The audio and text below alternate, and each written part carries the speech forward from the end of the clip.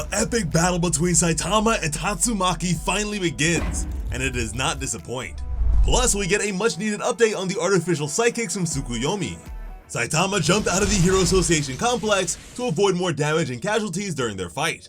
And in this chapter, titled Witnesses, for the simple fact that so many people are going to see this massive conflict between heroes, this time, we got a Tatsumaki cover. She's wearing her usual sleek dress, sporting a cold stare, and certainly doesn't look as approachable as her younger sister. We meet a family headed to live safely in a city. Oh, and for some reason, there's a blimp overhead advertising a sale for a store called Butt Chin Mart. Anyway, a close-up of a sign indicates that they are going to the Hero Association headquarters, specifically where the housing complexes are, and they couldn't be more excited about going there. A light-haired woman, a chat of a dad, and a wide-eyed son are introduced to us within the car, discussing what it means to be moving there. The mother points out that they were living in fear of monsters previously, while the father chimes in with the fact that there have been way more monsters than usual, driving home the point that the previous couple discussed.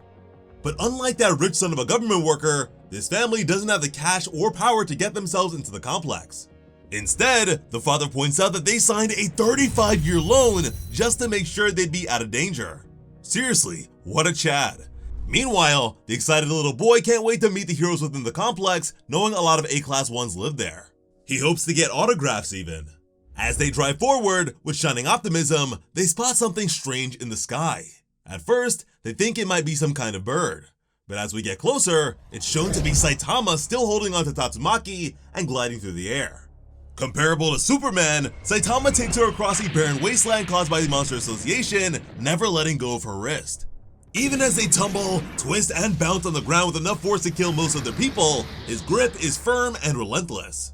Tatsumaki can't believe how stubborn Saitama is, wondering how long he's going to keep holding on. But when she calls him pervert, it's clear that she's understanding the situation a lot differently than what's going on in reality. Our bald hero is taken aback by that comment, even throwing out a "huh?"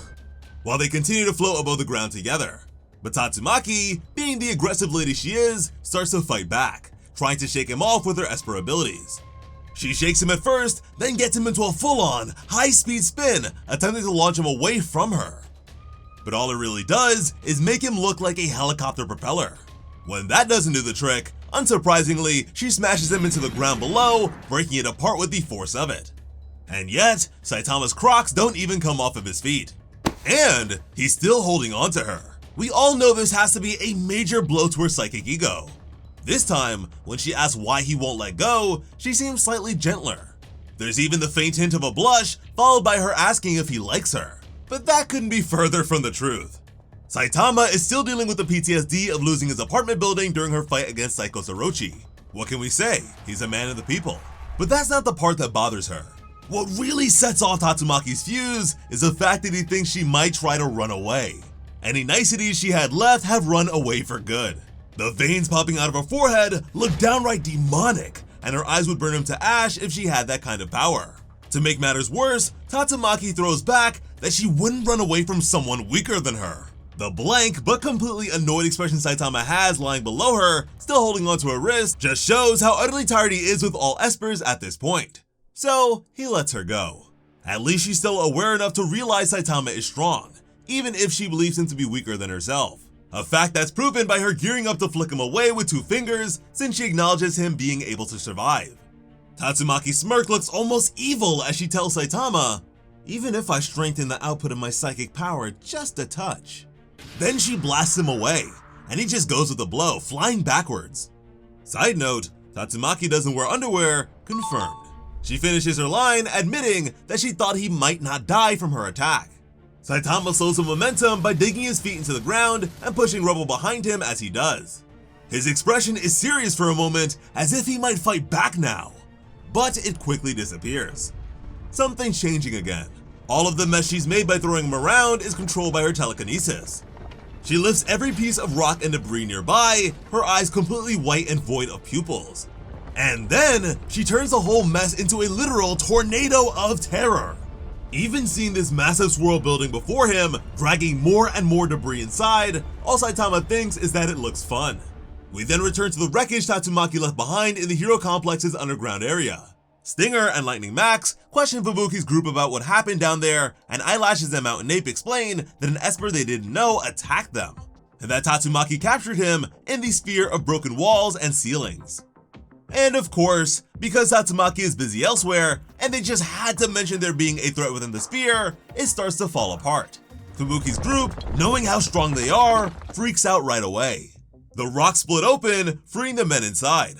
But as the heroes prepare to fight and catch them again, a hole is revealed underneath where they were trapped. The two artificial psychics are gone.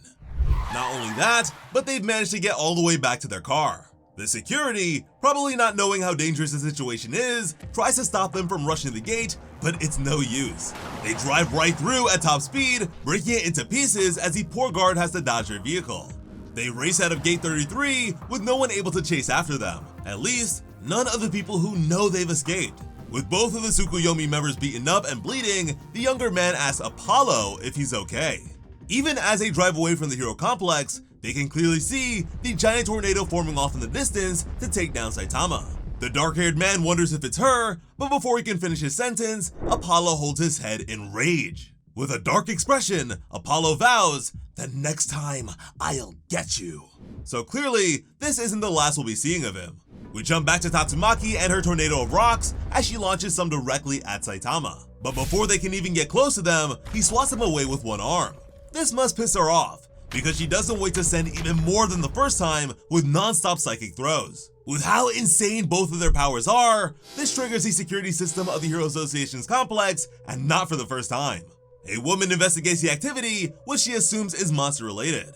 Her colleagues panic since a lot of heroes are busy with things internally, and now there's an unknown problem coming from outside their facility. They've also been trying to get help from Metal Knight since the system is his and he has a ton of robots he could send to provide backup. But it turns out he's unreachable. But since they still think this needs to be addressed, they decide to send out a request to the S-Class heroes for support. Meanwhile, the poor family from the beginning is right in the thick of the confrontation, trying their best to not be killed by Tatsumaki's rock shower. Thankfully, they swerved out of the way, and the child remains excited and happy to see this, probably hoping he can meet some cool heroes in this scenario. He takes out his binoculars and instantly spots Tatsumaki using her powers above them. Impressed, he tells his parents who it is and that she's fighting something. Saitama is leaping onto bigger rocks now, avoiding all her attacks that way rather than punching each one. And seeing as the car is just a speck in the distance behind where he's floating, it's clear the kid wouldn't have been able to see him. The father in the car admits this situation must be pretty serious, so they should hurry to the complex and get out of harm's way as quickly as possible. But the boy is too invested now. He even asks to get closer so he can hear Tatsumaki's voice because he's a huge fan. His mother rightfully says that they shouldn't do that, but there's already a massive rock the size of their vehicle coming towards them. Before it can cause a crash or crush them, Saitama smashes it to pieces with his signature punch. He screams, "Hey, watch it," to Tatsumaki to get her to realize the danger she's causing for innocent people. But Tatsumaki just sees it as him speaking as though he's above her, and it only annoys her more. She says she knows what she's doing while grabbing more things to launch at Saitama. Since he can't get her to be reasonable or properly communicate, he decides the best course of action is to move their fight somewhere more deserted. He plans to do it until she wears herself out. But while he's planning his next move, another stray rock heads for the family's car. His eyes bulge as he realizes his mistake, so he zooms there, looking more like a beam of light than a person rushing to save people. Thankfully, Tatsumaki lifts the car with her power. Tatsumaki childishly tells him to watch where he's deflecting things, poking fun at what he told her moments ago. But she also refers to him as Baldy. And since she used an insult that strikes a nerve with him, he uses one of his own, attacking her height. And just as expected, it works as planned. She even shrinks to her smaller cartoon size in anger. The boy, at the same time, is trying to get her attention, but realizes this is probably not the moment to do that. Especially when she says, "I'm going to pulverize you and turn you into fertilizer." Without even looking at the family, Tatsumaki drops the car to the ground, even referring to them as car. As they end up bundled together from the rough fall, the boy's father points out that he did get to hear her voice at least. Tatsumaki's tornado continues, and she taunts Saitama by saying he can't do anything against her. And she probably thinks that because he can't fly or use psychic powers. With a confident smirk, she calls him pathetic, revealing that she can't trust Fubuki to someone like him, continuing to misinterpret their relationship. With a smile, she tells Saitama to get away from Fubuki since he's not reliable enough. Saitama continues to run, his face half covered by shadows. But when we finally see his expression, it's obvious he is done with both of these sisters. Not only that, but he wants to go home. Too bad Tatsumaki isn't done with him. In fact, she looks like she's playing around now and enjoying the way he can survive or avoid all her attacks. As always, I am Sliceable Otaku. Thank you all so much for watching and have an awesome day. I love you.